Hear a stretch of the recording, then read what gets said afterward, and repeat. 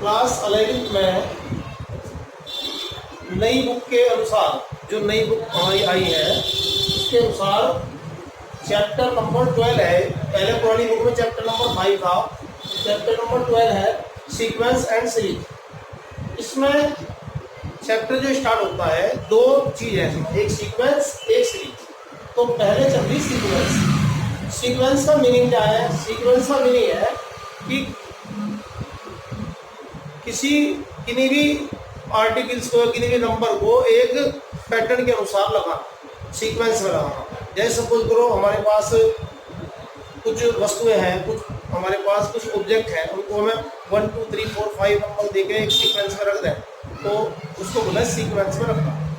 तो इसमें हमारा इस एक्सरसाइज में क्या करना है, हमें एक पैटर्न के अनुसार nth टर्म देता है, वो उससे 5 टर्म पूछेगा, 5 टर्म पूछेगा, क्योंकि सीरीज जो होगी वो बाद में होगी। उसमें आपको जैसे पहले पढ़ा गया था AP GP, इस तरह से पढ़ा जाता। लेकिन आज जो चल रहा है वो चल रहा है सीक्वेंस। तो सीक्वेंस में क्या होता है, जो भी क्वेश्चन मिलेगा उसमें आपको एक पैटर्न के अनुसार चलना, उसमें nth टर्म मिलेगी आपको। जैसे कि पहला क्वेश्चन है, a sequence whose nth term is -n⁻³ plus 3, find the first 5 term.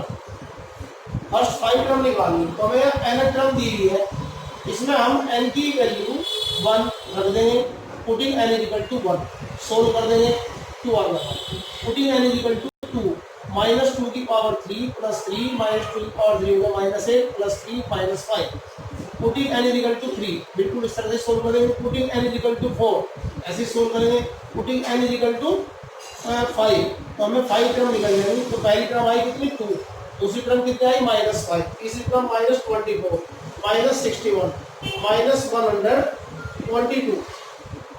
तो रिक्वायर्ड 5 टर्म आर 2 - 5 -24 -61 -122। तो इस तरह से आपने सीक्वेंस तैयार कर दी। किससे?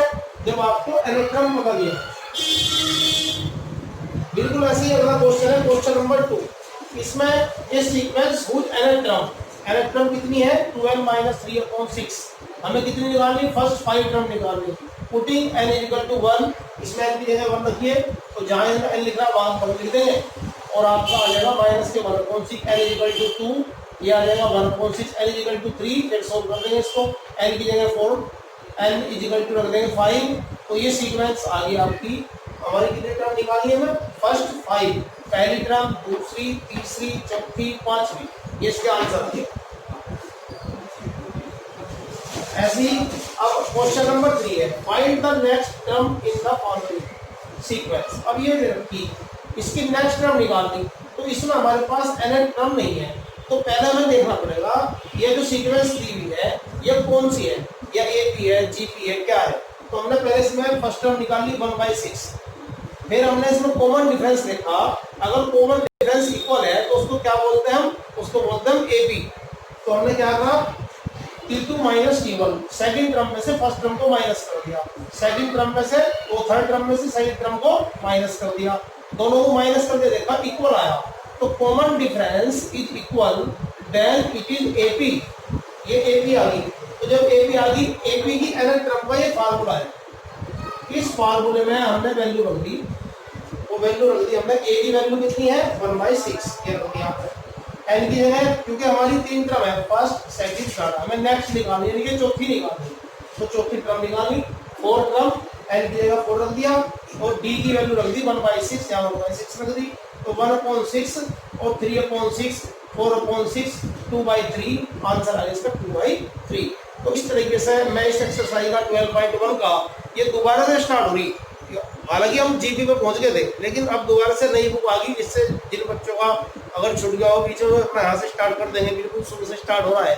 तो 12.1 एक्सरसाइज का मैं आपको फोटो भेज रहा हूँ, इसकी आगे क्वेश्चन करिए, बिल्कुल इसी पैटर्न में है, और ऐसे ही आप क्वेश्चन सोल्व करिए। चैनल को सब्सक्राइब करिए ताकि आपको आगे की वीडियो मिलती रहे।